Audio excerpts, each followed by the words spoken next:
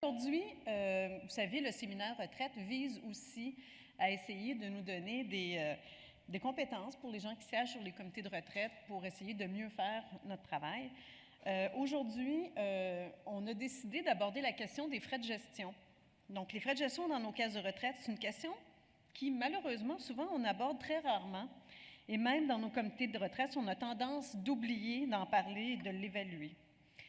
Avec les rendements, peut-être moins, c'est moins vrai pour la dernière année, mais avec les rendements anémiques des dernières années, on a eu tendance à questionner un peu cette industrie qui, ici au Canada, on ne dira jamais assez, est la plus dispendieuse au monde.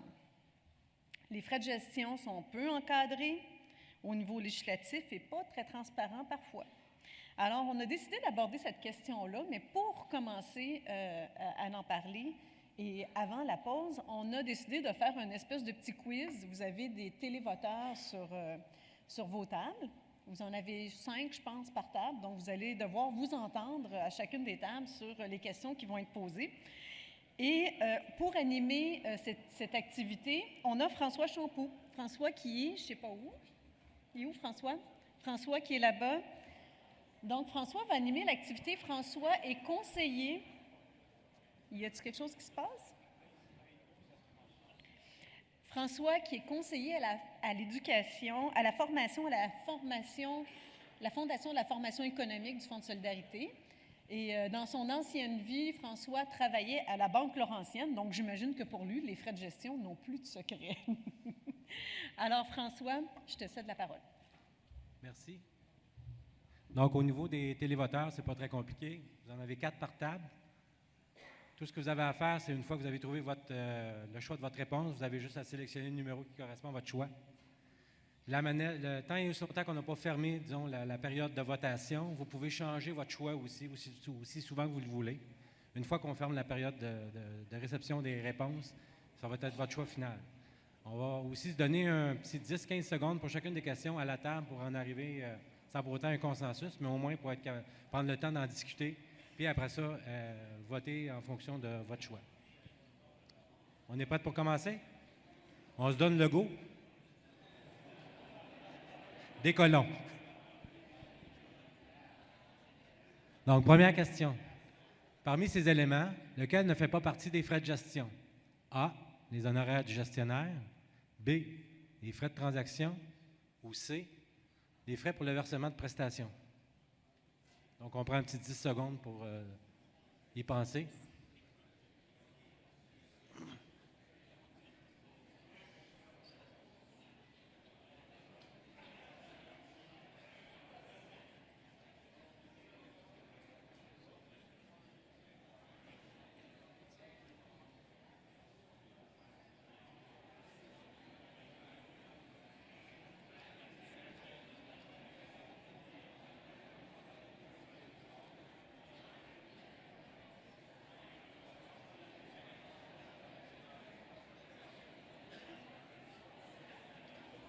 On est prêt pour regarder la réponse? Donc, mais juste avant, je vais poser une question ici à la table 24. Quel a été votre choix? A. Et pourquoi? C'était pas B puis C. Donc, par déduction, vous avez décidé que c'était A qui ne fait pas partie des frais de gestion. On va regarder l'ensemble du monde, ce que vous avez décidé. Donc, la bonne réponse était C. Évidemment, ici, on était un petit peu embêtant dans le sens qu'on cherchait « ne fait pas partie ». Donc, c'était par la négation. Donc, les honoraires de gestion du gestionnaire, ça va de soi. Quand on parle des frais de gestion, honoraires du gestionnaire, donc nécessairement, oui, ça fait partie des frais de gestion. Les frais de transaction. Qui fait les transactions? Ici, à table 23, qui fait les transactions? Le gestionnaire. Le gestionnaire. Donc, si c'est le gestionnaire qui fait les transactions, nécessairement, ça fait partie des frais de gestionnaire. Et les frais pour le versement de prestations. Les frais de versement de prestations, c'est quoi exactement? Est-ce qu'il y en a qui peuvent me l'expliquer ici? Il y a personne qui veut se risquer? Qui peut nous dire, peut-être du côté de Colin, s'il y a quelqu'un qui peut nous dire c'est quoi exactement les frais de versement de prestations? Ah, ici, j'ai quelqu'un à table 41.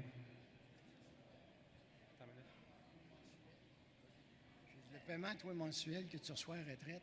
C'est ça, les prestations.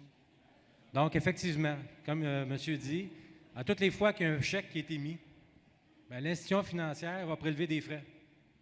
C'est ce qu'on appelle des frais de transaction. Sûrement, vous le vivez dans vos comptes personnels, mais une caisse de retraite ne fait pas différent de nos comptes personnels à ce niveau-là. Ils ont quand même des frais de transaction à faire. Et ces frais-là, ça ne fait pas partie des frais de gestion, mais plutôt des frais d'administration. C'est beau? On poursuit avec la deuxième question. Parmi les choix suivants, lequel ou lesquels font partie des responsabilités d'un régime à cotisation déterminée? A. Former un comité de retraite. B. Faire une évaluation actuarielle. C. Faire le suivi des gestionnaires. D. A et C. Et E. A et B.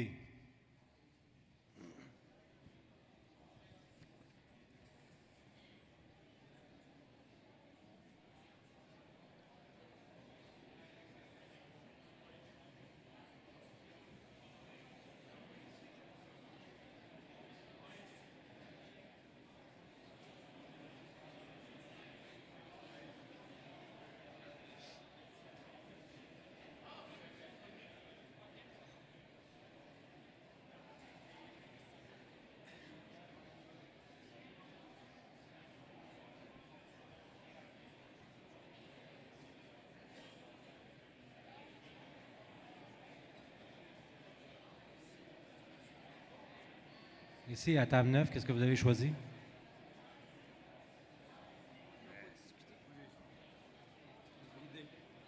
D, vous avez choisi D. Donc, vous avez choisi A et C.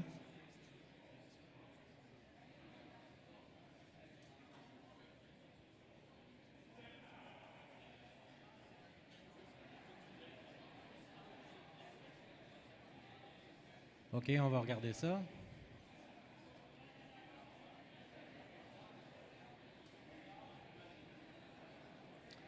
Donc, la bonne réponse était D, A et C. Alors, ici, est-ce qu'il y a quelqu'un qui voudrait s'aventurer à table 10 pour dire pourquoi A fait partie du choix? Quel choix vous avez choisi de votre côté? J'avais choisi E, mais... Tu avais choisi E, donc nécessairement, tu avais choisi A. Dans le E, les deux dans le A ou dans le D. Dans le E ou le D, nécessairement, il y a A. Donc, vous dites que former un comité de retraite, c'est une des obligations? C'est une obligation. Par contre, il ne faut juste pas oublier qu'au niveau des régimes à cotisation déterminés, la formation de comité de retraite est seulement exigible s'il y a plus de 25 participants. C'est 25 participants ou plus. Donc, vous avez une cotisation déterminée à moins de 25 participants, il n'y a pas l'obligation de former un comité de retraite. Ensuite de ça, quand on avait C, faire le suivi des gestionnaires. Pourquoi c'est important, en tant que comité de retraite, faire le suivi des gestionnaires? Est-ce qu'il y a quelqu'un ici qui veut se lancer? Pourquoi c'est important? Il faut vérifier les placements s'ils sont bien faits. Donc, évidemment, vérifier si les placements sont bien faits. Mais quoi d'autre qu'un gestionnaire pose aussi comme...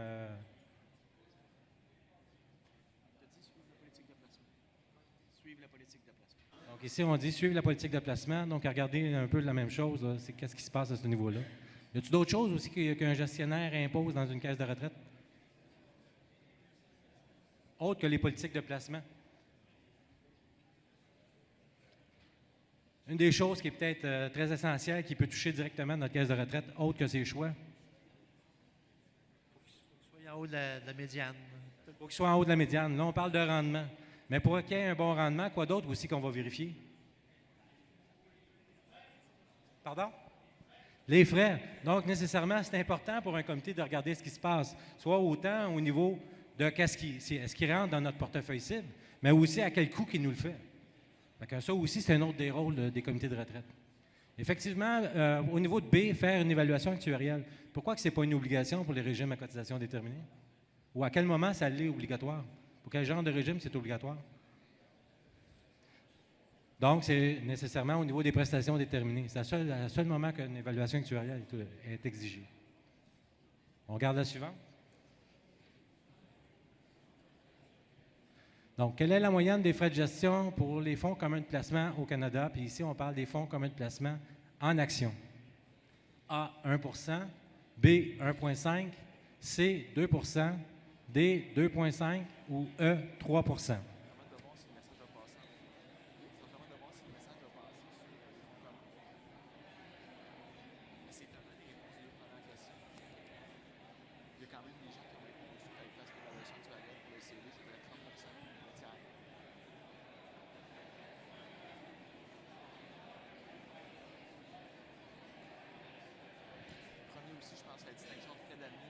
question est encore. Je pense qu'il y a l'autre personne. Bonjour. Ça va bien? Oui. Vous penchez pourquoi ici à la table 7?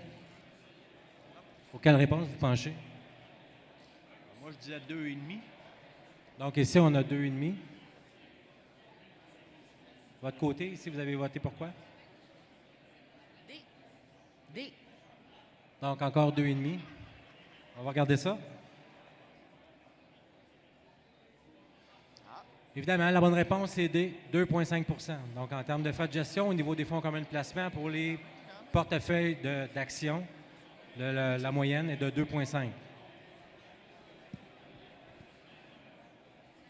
Si on se donne une idée, comme Marie-Josée l'a dit tantôt dans son préambule, du fait qu'au niveau des frais de gestion au Canada, c'est, disons, c'est la poche d'argent pour les institutions financières. Ils viennent fouiller dans notre poche sans bon sens. La moyenne mondiale est à 1,29 % pour le même type de portefeuille. Si on regarde en Belgique, on est un petit peu au-dessus du 1. Puis au Canada, on est à 2,56. Donc, c'est au Canada qu'on a les plus hauts taux. On est prêt pour l'autre question? Au-dessus de vraiment aride. Oh, tu parles le PowerPoint. Ah oui. Donc, la question, vous investissez 10 000 $ sur une période de 45 ans dans un fonds commun de placement, dont les frais de gestion s'élèvent à 2,5 %, ce qu'on vient de voir au niveau des fonds d'action. À la date d'échéance, votre placement vaut un peu moins de 30 000 $. Donc, au bout de 45 ans, on est parti de 10 000, on est rendu à 30 000, en ayant un taux composé annuel de 5 %. Si les frais avaient été de 1 % au lieu de 2,5 %, quel montant auriez-vous obtenu? A, 42 000, B, 55 000, C, 72 000 ou D, 80 000.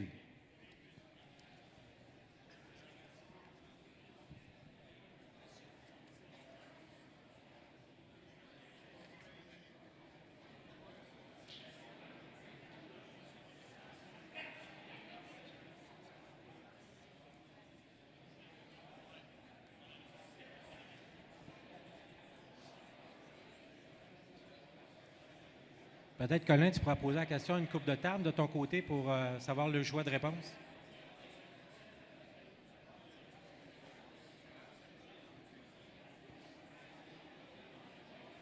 Oh, on va aller. On va aller voir le lieutenant. On va aller voir le lieutenant Marco. Ça va bien, toi? Oui. Hey. Hey, salut. Ça va? Bonjour, Nicolas, ça va bien? Ça va? Oui. C'est un secret. Comment ça? Tu obtiens 30 000 avec des frais de 2,5. Y a-t-il une table qui s'asseye, Colin, de ton côté? Oui. Juste à y passer, lui demander qu'est-ce qu'on a répondu. Veux-tu répondre? Non. Qui veut répondre à la table? Quelqu'un? Quelqu'un de courageux?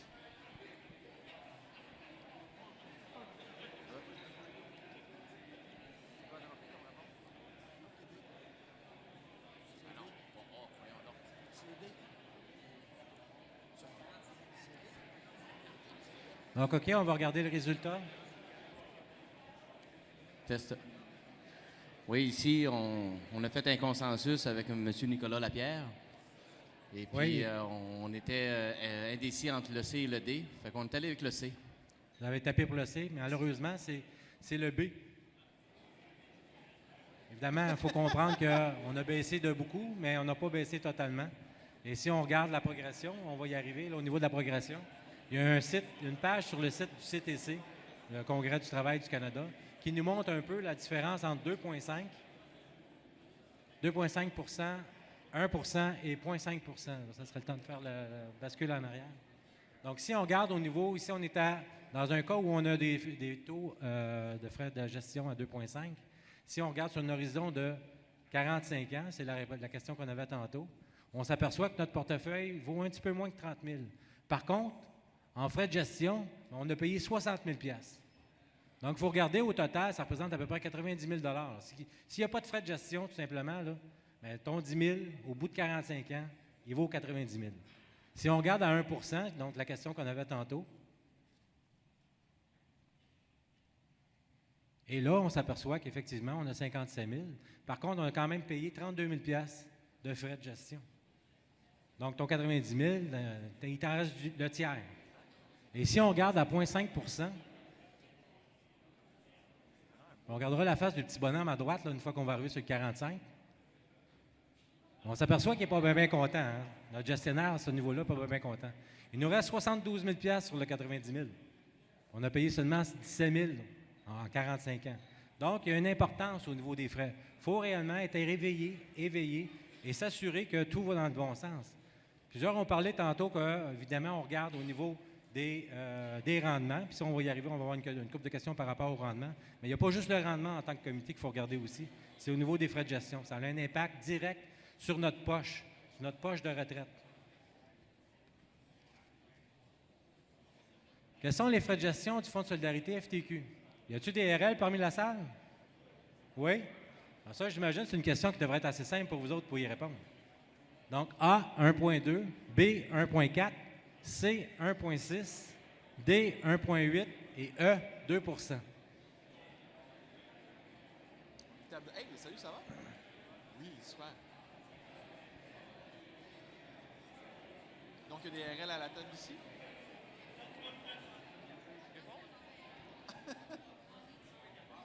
Ah, vous savez, OK. C'est un peu triché.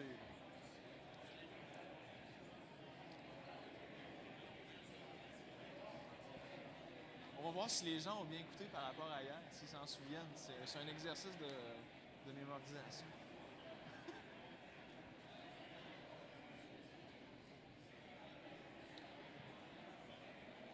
Donc, sans pour autant dire, c'est une question qui était facile. Mais si vous aviez des RL, des responsables locaux dans votre table, les frais de gestion au 31 mai 2013 étaient de 1,4 Donc, 63 les 2 tiers de l'Assemblée ont réussi à trouver la réponse. Donc, 1,4 au niveau du Fonds de solidarité.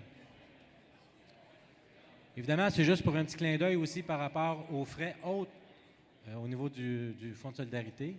Les seuls autres frais qu'au Fonds de solidarité qu'on va charger, je comprends que c'est un REER, ce n'est pas un régime complémentaire de retraite, mais quand même, il ne faut pas l'oublier. Là. Les seuls autres frais que vous avez au Fonds de solidarité, c'est lors de l'ouverture, lors de votre adhésion. Vous avez 1,25 $ à payer et c'est tout. Il n'y a pas de frais de transaction. Il n'y a pas de frais annuels. Il n'y a pas de frais de transfert. Donc, nécessairement, à ce compte-là, on est réellement avantagé en tant qu'épargnant au Fonds de solidarité par rapport aux autres institutions financières. Et les frais de gestion, les charges totales d'exploitation sont de 1,4. Donc, une petite question ici. Parmi ces actifs, lequel coûte le plus cher à gérer? Les placements privés, les obligations ou des actions?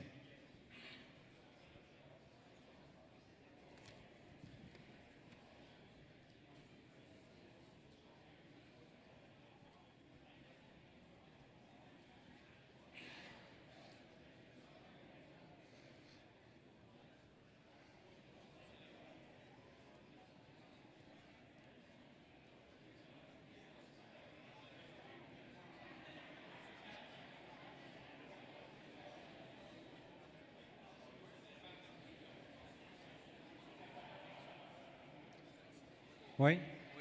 Les actions. Donc, ici, à la table 11, on va voter pour les actions.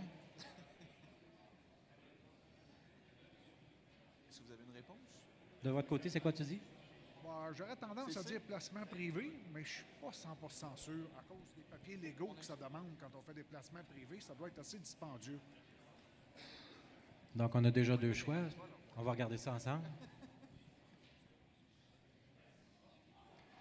On voit que la salle était quand même assez partagée. Les obligations ont fait très peu le choix. Donc, effectivement, les obligations, ce n'est pas ça qui coûte le plus cher à gérer. Les actions, bien évidemment, oui, c'est vrai que ça coûte cher à gérer, mais ce n'est pas encore le plus cher. Ce qui coûte réellement le plus cher, c'est les placements privés. Évidemment, dans les placements privés, on trouve plusieurs choses en termes de placements. Donc, c'est autre que juste les achats d'actions qui sont cotés en bourse. Et comme M. disait, il y a sûrement plusieurs papiers légaux à remplir, à déterminer par rapport à la transaction qui va être effectuée. Ouais, je pense que c'est plus le règle générale.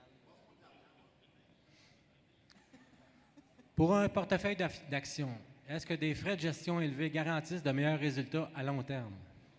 Oui, non ou ça dépend.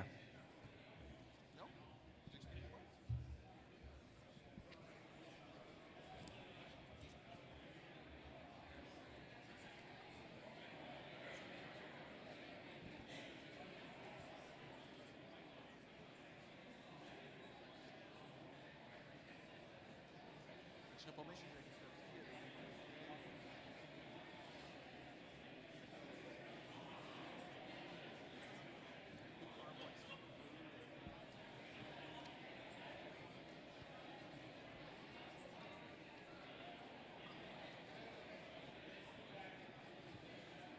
OK, on va regarder ça ensemble.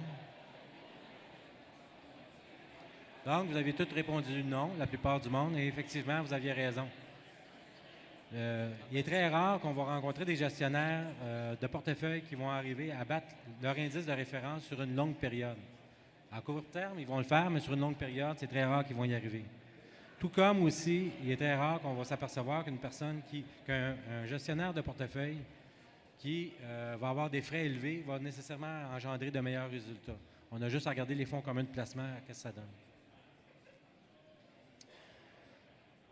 En 2013, le rendement de l'indice S&P TSX de la Bourse de Toronto a été de 13 %. Quel a été le rendement médian, ni le meilleur ni le pire, mais dans le milieu, des gestionnaires en actions canadiennes au cours de l'année 2013, avant les frais de gestion? Donc A, 7 %, B, 10 %, C, 13 %, D, 15 % ou E, 20 %.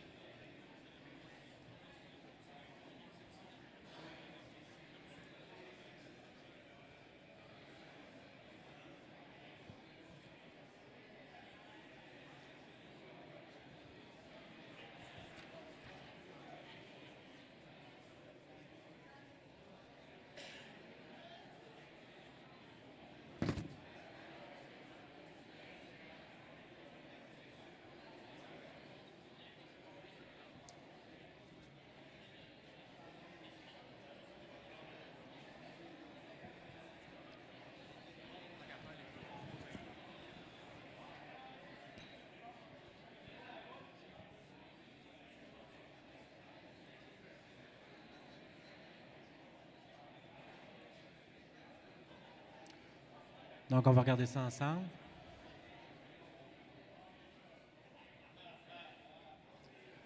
Donc, le rendement médian était de 20 %. Ce qu'il faut retenir par rapport à ça, c'est que nécessairement, on va y revenir tantôt. Malheureusement, on doit arrêter le questionnaire ici.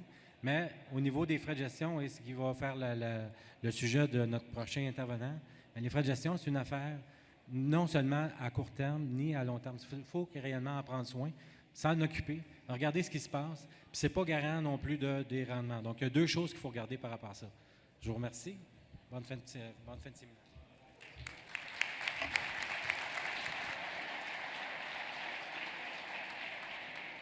Merci beaucoup, François.